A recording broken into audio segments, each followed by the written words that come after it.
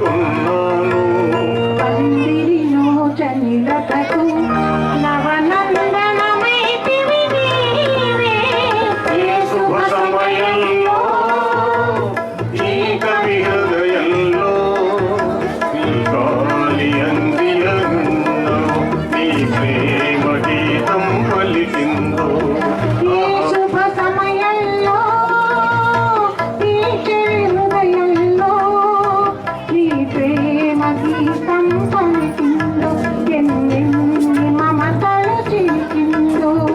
ఆహా ఆహా ఆహా ఆహా ఆహా